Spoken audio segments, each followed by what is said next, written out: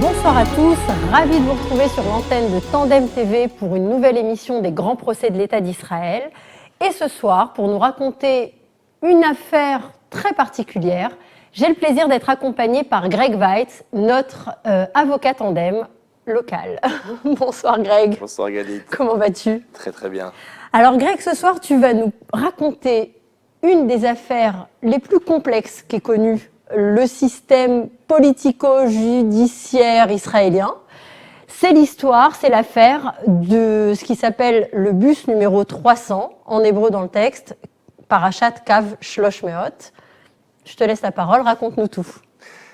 Tout, c'est beaucoup, hein. On va essayer de synthétiser un petit peu. On va y aller par petits bouts. C'est une affaire, comme tu dis, hein, tout à fait spéciale qui a impliqué le monde politique, le monde juridique, le monde militaire. On est passé de commissions d'enquête secrètes, publiques, jusqu'à la Cour suprême. Et tout ça pour un événement qui est malheureusement en Israël relativement banal. C'était une prise d'otage dans un autobus qui a en fait un petit peu dégénéré et qui a causé beaucoup de problèmes, on va dire, dans les hautes sphères israéliennes, qui a un petit peu chamboulé certaines normes qu'il y avait à l'époque et qui le sont peut-être un petit peu moins aujourd'hui. Tout commence un 12 avril 1984, un bus de la compagnie Egged, la ligne 300, qui fait son trajet de Tel Aviv à Ashkelon.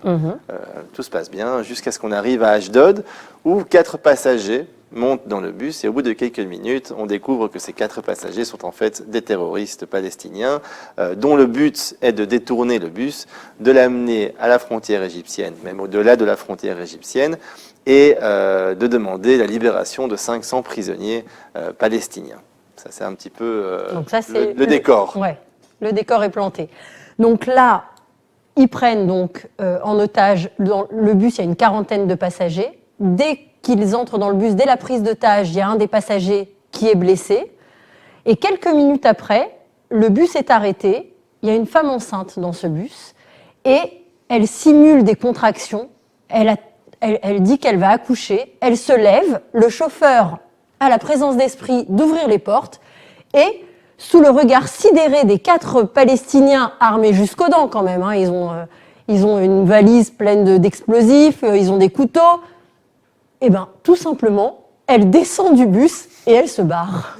C'est la première, on va dire, c'est un des premiers événements de cette histoire-là, qui est complètement ahurissant, ouais. On est d'accord, où elle simule les contractions. Le chauffeur, qui a eu une réaction géniale d'ouvrir la porte, est tout simplement descendu et elle est partie. Ouais. Et grâce à elle, en fait, un petit peu, cet événement n'a pas continué dans des circonstances beaucoup plus graves, parce qu'elle est directement descendue, elle a fait de l'autostop, elle a arrêté une voiture, elle a été jusqu'à une pompe à essence, elle a appelé la police, qui je n'ai pas la distance exacte, mais qui a vraiment su arrêter le bus à quelques kilomètres de la frontière égyptienne, en tirant sur les pneus du bus, et donc le bus s'est arrêté net, et donc à ce moment-là, on a pu commencer en fait. Ça. Donc là, on est déjà, ils sont retournés dans la bande de Gaza, donc on est dans la bande de Gaza, le bus est à l'arrêt, arrivent tout de suite les autorités donc ont été averties, le bus ne peut plus avancer, ils sont là-dedans. Les négociations sont entamées, donc arrive sur place le responsable de la sécurité intérieure, du Shin Bet. Il y a bien sûr des hauts gradés de Tsahal qui sont là. Les médias arrivent également, ça c'est important qu'ils soient là, les médias. Et puis voilà, commencent de longues négociations qui vont durer toute la nuit. C'est ça. Donc le chef de l'infanterie israélienne est nommé en tant que responsable de cette mission. Il s'appelle Itzik Mordechai, qui plus tard est rentré en politique aussi, comme chaque comme chaque bon militaire en Ouais, Israël. ouais. Et il nomme donc la Sayeret Matkal, cette unité d'élite. À sa tête, il y avait un monsieur qui s'appelait Shai Avital et un autre qui était son remplaçant qui s'appelait Omer Barlev, qui est aujourd'hui ministre de la Sécurité intérieure, à gérer un petit peu l'événement. Les négociations commencent et elles durent, donc elles continuent jusqu'à ce que les parties sur place comprennent qu'elles ne vont pas aboutir. Et donc, en parallèle, il prévoit un plan d'attaque pour attaquer donc le bus, en espérant donner l'assaut tout à fait, et reprendre le contrôle du bus, chose qui va se passer le lendemain matin, à la première heure, à l'aube. Donc à l'aube, comme tu disais, les forces spéciales de la Sayeret Matkal lancent l'assaut, donc sur ordre de leur officier commandant présent sur place. Donc 2 terroristes sont tués. Malheureusement, une des passagères, une Khayelette de 19 ans, une soldate, également est tuée à ce moment-là. Plusieurs passagers sont blessés, mais l'opération est quand même considérée comme un succès, puisque à ce moment-là, 2 terroristes sont tués et 2 sont faits prisonniers. Sauf que... Si on devait arrêter l'histoire ici, bon, c'est malheureusement, encore une fois, mais c'est relativement banal en Israël. Banal, et tout s'est plutôt bien passé. Exactement, avec un minimum de dégâts. Sauf que ces 2 terroristes sont pris de côté, et là, c'est un petit peu les versions qui vont diverger. Ils sont pris de côté, ils sont mis dans un champ, pas très loin de l'endroit où s'est passé l'événement. Ils sont, on va dire, au départ, interrogés très fortement, jusqu'à un moment donné où ils ne sont plus en vie. Ils sont passés de vivants à mort. 2 responsables du Shabak, donc de la sécurité intérieure, qui étaient responsables de leur enquête et d'être en charge de leur... de leur interrogatoire et de leur vie, tout simplement. Tout simplement. Les ramènent en un coup, en plein milieu de la nuit, à l'hôpital Soroka à Be'er Sheva. Et là-bas, les médecins disent, ils sont morts. Ils les déclarent. Ils sont décédés. Alors, les 2 terroristes, comme tu disais, ont été... Alors, donc c'est là que les versions divergent. Apparemment, a priori, le responsable du Shin Bet aurait ordonné donc, à celui qui était responsable de l'opération sur place de simplement faire en sorte qu'ils ne s'en sortent pas vivants et de les éliminer. Alors, la presse gouvernementale, on avait dit, il y avait des journalistes sur place quand ça a été su.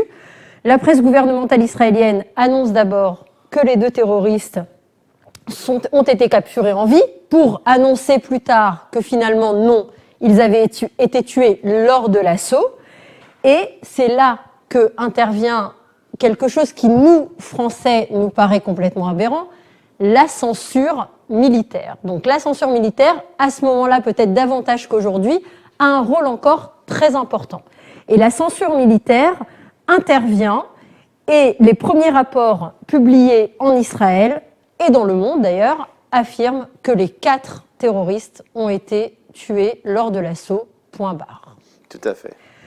Sauf que quelques jours plus tard, alors il y a un quotidien israélien qui cite un article du New York Times, parce que si la censure militaire, elle prévaut ici pour la presse israélienne, elle n'a aucune prise sur ce qui va se dire à l'étranger. Et donc ils prennent et ils contournent comme ça la censure militaire israélienne.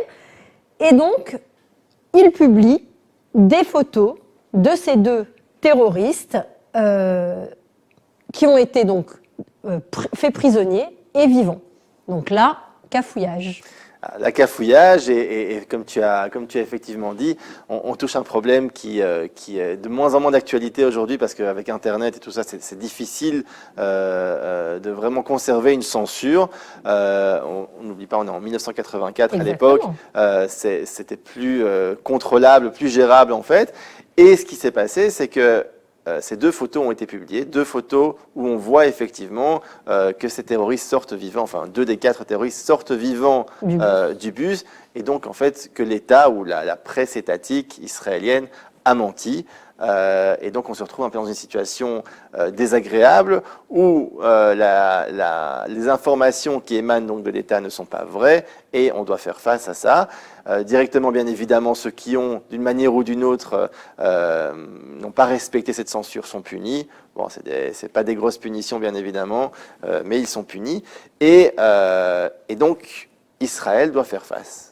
Israël doit faire face, et celui qui va prendre en charge le dossier, c'est le conseiller juridique du gouvernement. À l'époque, il s'appelle Yitzhak Zamir, et il va commencer à voir un petit peu qu'est-ce qu'on fait, et on décide, comme on fait bien en Israël, de mener une commission d'enquête. Donc, il crée donc cette commission d'enquête, ils enquêtent, mais ce qu'il faut dire, c'est que Moshe Arens, donc le ministre de la Défense de l'époque, il est un petit peu pris à partie et il est un petit peu mis en porte-à-faux parce que quelques jours auparavant, il était venu devant les médias et il avait déclaré que ça avait été une opération, une nuit longue, difficile de négociation, etc., mais que Israël avait appliqué la politique qu'elle applique tout le temps, c'est-à-dire qu'il ne cède pas aux demandes des terroristes et surtout à n'importe quel prix, finalement, pour ces terroristes. Et surtout ça, et il a eu un petit peu peur aussi, parce que comme un bon politicien, en fait, ce qui s'est passé, c'est que il a eu des rumeurs un petit peu à droite à gauche, comme quoi il était présent sur place, et donc il savait pertinemment ce qui se passait, alors que c'était faux. Et donc lui, il a voulu, coûte que coûte, nettoyer son nom. Il a dit, on nomme une commission, on met quelqu'un de Tsahal dans la commission, et c'est là que ça a commencé un petit peu toutes les, on va dire, toutes les manigances politiques internes, tous ces mélanges entre politique et militaire qu'il y a en Israël. Le Shabak, donc la sécurité intérieure, le Shin Bet a dit, ah non, mais pas du tout, on va mettre également un représentant du Shabak dans cette commission. Et cette commission, c'était une vaste blague, en fait. Donc, le rapport, les conclusions du rapport sont présentées à la Va'adat Chutz et Bitachon, la commission des affaires étrangères et de la sécurité, le 29 mai. Et finalement, elle stupéfie un peu tout le monde, puisque il avait Moshe Arens et finalement effectivement déclaré comme quoi il n'avait pas été sur place, donc lui il est blanchi, mais finalement ça aboutit quand même à un procès. Alors, en fait, cette commission vient dire quelque chose qui est assez, on va dire, parvé, comme on aime bien dire. Effectivement, ils sont morts. Effectivement, on ne sait, ils sont morts suite à des coups. Mais on ne sait pas si les coups ont été donnés dans l'autobus, hors de l'autobus. On ne sait pas exactement définir qui a donné le coup. Donc on ne sait pas dire qui est responsable. Donc personne n'est responsable. Et avec ça, on s'arrête. Et en fait, cette affaire aurait pu s'arrêter là. Mais qu'est-ce qui s'est passé? 1 an et demi plus tard, 3 officiers du Shabak, donc du Shin Bet, vont se tourner vers le chef du Shabak, donc c'est Avraham Shalom, qui était en charge lors de l'opération. Et qui était sur place. Et qui était sur place, pour lui dire, écoute, je pense que tu devrais démissionner, ce que tu as fait là-bas, c'est pas moral, c'est pas droit, et surtout le fait qu'on a appris que durant cette commission, tes représentants n'ont pas vraiment dit la vérité, démissionne. Et lui, bien évidemment... Droit dans ses bottes. Mais rien du tout, je ne démissionne pas, je reste là. Si vous voulez partir, la porte est grande ouverte. Et c'est à ce moment-là que ces 3 officiers disent on va partir et on va en parler. Ils se tournent à nouveau vers le conseiller juridique du gouvernement, il leur en parle. Lui, bien évidemment, il est sur le point de quitter son poste. Il dit qu'est-ce qui me tombe dessus maintenant? C'est pas, on avait fermé cette affaire. Il se tourne vers le Premier ministre de l'époque, Shimon Peres, qui est le Premier ministre, c'est la première fois qu'il y a eu cette double Premier ministre en Israël, entre Shamir en alternance. Exactement, parce qu'au moment de l'affaire, c'était Shamir. Exactement. Et un peu plus tard, c'est Peres. Et donc, mais Peres, qui est tout à fait correct, il est là-bas, Shamir est là et Yitzhak Rabin en tant que, je ne sais pas c'était quoi son rôle exactement, mais c'est pas très grave. Et ils sont là dans un quorum. Et ils en parlent, et Pérez, ainsi que les deux autres politiciens, viennent nous dire, pas du tout, ils sont un petit peu de mauvaise foi, ils se sont fait licencier maintenant, c'est pour ça qu'ils veulent faire Donc, des ils problèmes. veulent se venger. Ils veulent se venger, Qui laisse refusent- tomber, on n'en parle pas. Ouais, il refuse d'agir par rapport aux informations que lui apportent ces 3 officiers. Et c'est là que Zamir, il dit, mais pas du tout. Moi, j'ai un poste, moi, j'ai un rôle, je suis un officier de l'État, un officier de la justice. Moi, je sens qu'il y a un problème, je vais déposer plainte à la police. Et donc, il va lui-même, ce qui est assez aberrant, il va lui-même, bon, c'est pas vraiment au commissariat, mais il va lui-même déposer plainte à la police en disant, je veux que vous ouvriez une enquête sur ce qui a été fait par les gens du Shabak ou de l'armée à ces terroristes. C'est quoi la vraie histoire? Et cette enquête, elle traîne, jusqu'au jour où l'existence même de cette enquête est révélée au grand public. D'accord. Et là, c'est là que ça devient un petit peu intéressant. Tout le monde apprend qu'il y a une enquête, que cette grande affaire de la ligne 300 n'est pas terminée en fait, et qu'il y a eu des mensonges, il y a eu des choses pas morales, on va dire, et pas saines, voilà, pas saines qui se sont déroulées.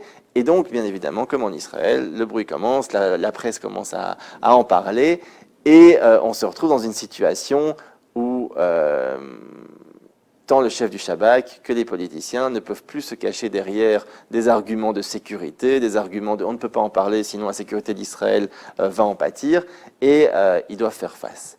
Et là, est-ce qu'il y en a quand même qui vont prendre leurs responsabilités à ce moment-là?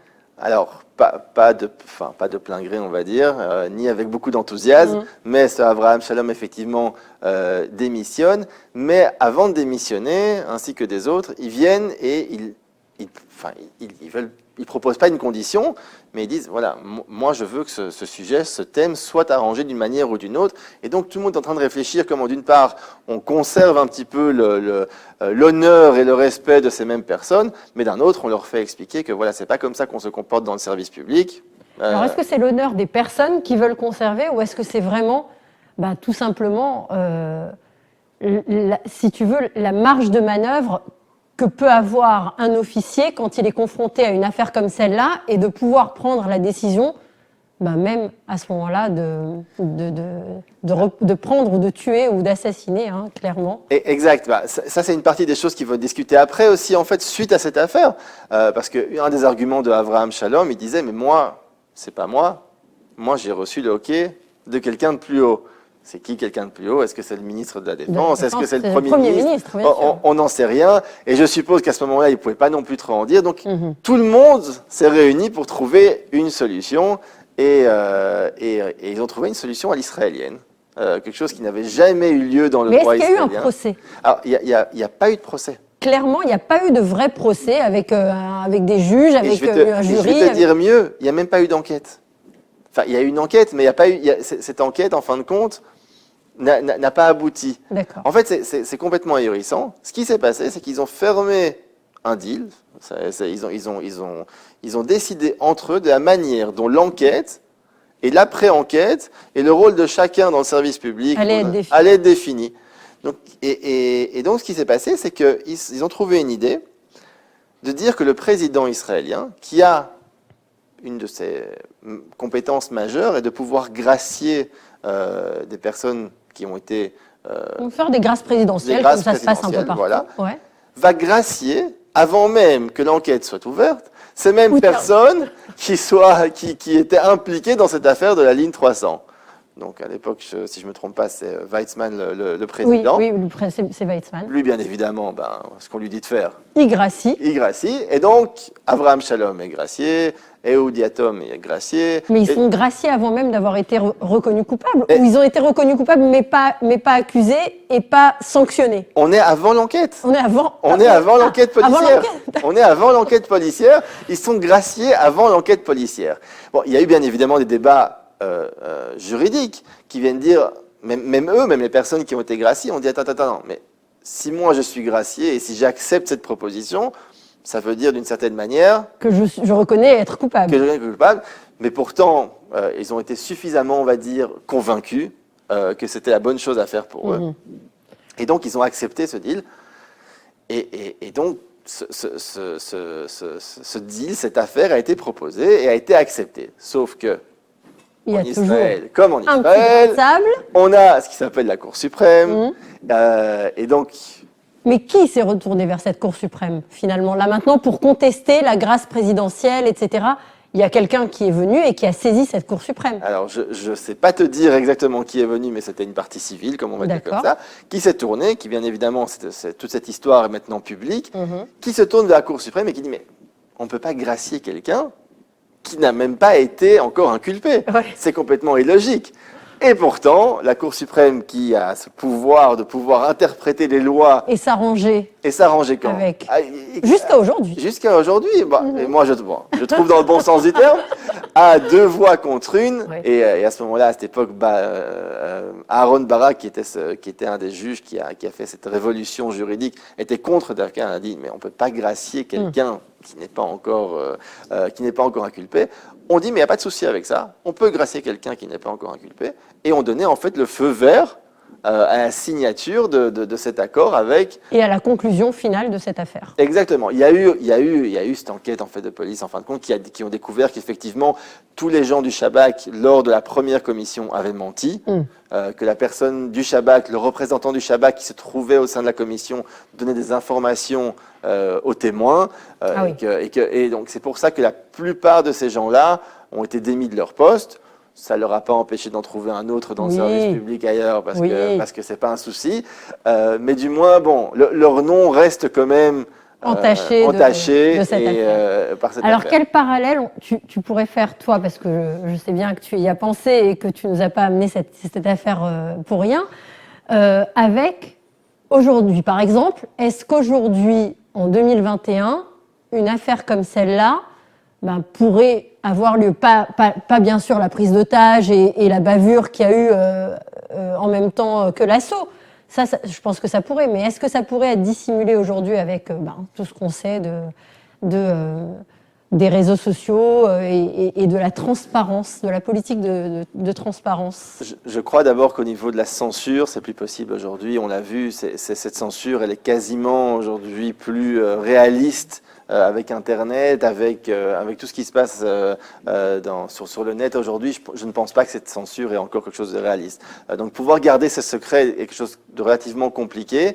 Je pense que cette clique militaire ou politicienne continue bien évidemment à œuvrer, mais voilà, récemment il y a eu un cas d'un soldat qui est décédé dans une cellule suite à dans une prison militaire. Exactement. Et on n'a pas toutes les infos, mais on va dire que c'est beaucoup plus difficile pour l'armée de cacher des informations le concernant, de cacher des informations concernant l'affaire que ce n'était à l'époque. Ça, c'est la première chose. La deuxième chose qui s'est passée suite à cette affaire-là, c'est qu'il y a eu certaines règles, mais ça aussi c'est un débat qui est intéressant d'en parler, mais il y a eu certaines règles auxquelles le Shabak, donc le service de sécurité intérieure, a dû s'adapter en fait un petit peu, parce qu'avant ils torturaient, il n'y avait pas de souci, ils n'avaient pas de limite en fait un petit peu, et on leur a mis certaines limites. Il y avait vraiment des règles de dire voilà, tu peux faire comme ça, tu peux pas faire comme ça, un cadre. Et là, les questions qui se posent, est-ce qu'il doit y avoir un cadre avec des terroristes? Est-ce qu'il ne doit pas y avoir un cadre? Jusqu'où va la limite Est-ce que le cadre pour des affaires terroristes doit être le même que pour des affaires civiles, des affaires de droit commun? Exact. Et même pour des terroristes, la question est de savoir jusqu'où ça va. C'est vraiment des questions morales et philosophiques. Et comme tu disais, cette histoire-là d'il y a quelques mois où effectivement c'est un officier militaire qui a priori sans histoire s'est retrouvé a eu un procès, s'est retrouvé en prison. Pour l'instant, on ne connaît pas cette affaire. Peut-être que dans quelques temps, on pourra en faire une histoire ici et la raconter quand on en saura un peu plus. Mais effectivement, est-ce qu'on peut appliquer, d'après toi, le même droit à l'intérieur d'un cadre militaire que dans un cadre civil? C'est compliqué. Déjà en Israël, il faut savoir que tu as ce qui s'appelle donc tu as les tribunaux civils qui traitent, enfin tu as les tribunaux civils qui traitent d'affaires civiles, d'affaires pénales, et on a un tribunal militaire. C'est-à-dire un tribunal militaire. C'est une justice, si on veut, parallèle. C'est une justice parallèle qui est beaucoup plus, enfin parallèle. Elle œuvre sur base de lois du même droit et de même lois droit. qui sont contenues par la Knesset, etc., etc. Mais c'est un tribunal parallèle avec d'autres compétences, d'autres pouvoirs et qui juge généralement soit des terroristes, soit des soldats, soit des gens du service militaire, etc., qui ont beaucoup plus d'options de garder des choses secrètes qu'un tribunal civil. Et oui, ça existe. En fin de compte, Israël, c'est un pays qui est en guerre depuis sa création. Il n'y a rien à faire. Je pense que tous ces challenges un petit peu vraiment moraux, philosophiques, pratiques, juridiques auxquels ils doivent faire face ne font que du bien en fin de compte à la société parce qu'elle travaille, parce qu'elle s'autocritique, parce qu'elle évolue et qu'elle se pose de plus en plus de cadres. Bien que tu disais tout à l'heure, moi je sais pas, je suis pas une spécialiste juridique, tu es bien mieux placée que moi pour le dire. Est-ce que il y a, à ta connaissance, d'autres pays où on a pu assister comme ça à des grâces présidentielles avant même l'inculpation d'un quelconque mise en cause? Non, j'ai pas vraiment entendu, j'ai pas recherché, mais je pense que c'est tellement absurde. Mais oui. C'est tellement absurde, c'est tellement. Il y a un terme qui s'appelle Isra-bluff. C'est tellement du bluff israélien de trouver une telle option. C'est de l'embrouille. C'est de l'embrouille. Mais en fin de compte, je vais te dire quelque chose. À partir du moment où ça arrive à la Cour suprême, et que j'ai une majorité de juges de 2 contre 1 qui va te dire, écoute, c'est possible juridiquement, j'ai envie de te dire qu'on est dans... Tu l'acceptes. Pas parce que c'est la Cour suprême, mais parce que c'est le système. Si les politiciens, dans ce cas-là, ils ont fauté, si les militaires, ils ont fauté parce qu'ils ont menti devant une commission, on arrive en fait à une situation où on a le conseiller juridique du gouvernement qui fait son rôle jusqu'au bout. Il fait son rôle jusqu'au bout. Le gars, il va, il écoute les politiciens qui veulent lui dire, qui lui disent gentiment, mais écoute,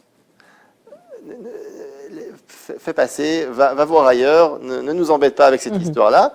Et il va quand même à la police, il va quand même utiliser la compétence et l'autorité qui lui est donnée dans la loi, de dire, ben, c'est comme ça, je vais à la police. Et si on ne trouve pas une solution qui convient à tout le monde et qui reprend les normes morales de l'État et de la justice israélienne, eh ben, il n'y a pas de souci, ça fera du mal à tout le monde et à vous en premier en tant que politicien.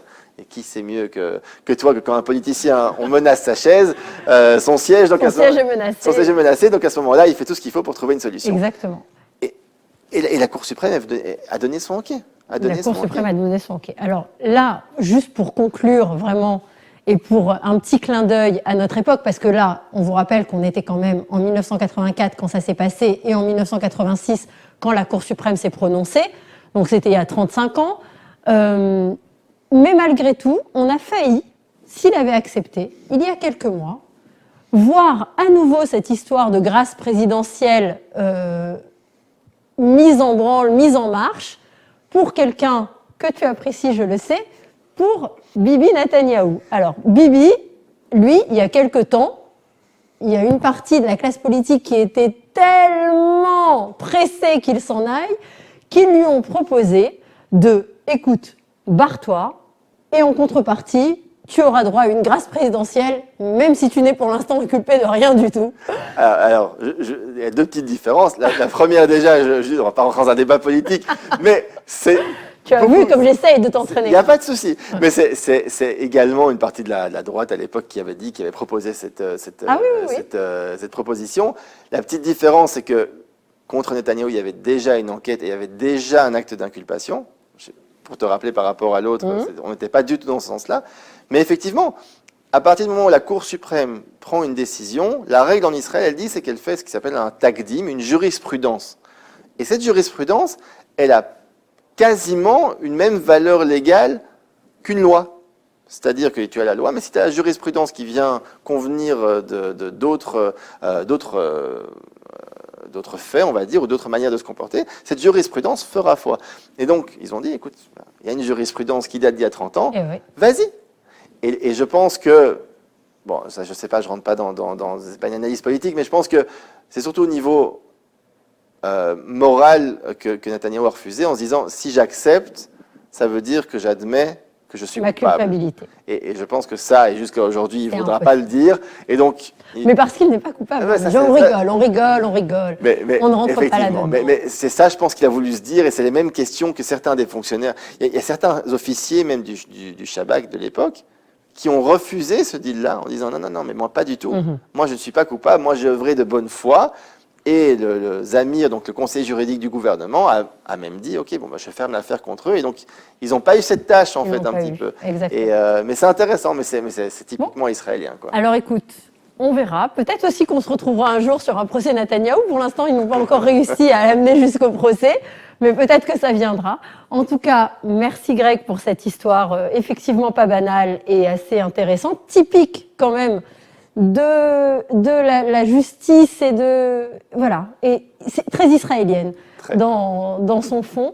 Merci vraiment pour cette émission. Merci à vous. Je suis ravie de vous avoir retrouvé ce soir après de longues vacances. Et je vous dis à très bientôt pour une nouvelle émission sur Tandem TV. Bonsoir Greg. Bonsoir Galit. Au revoir.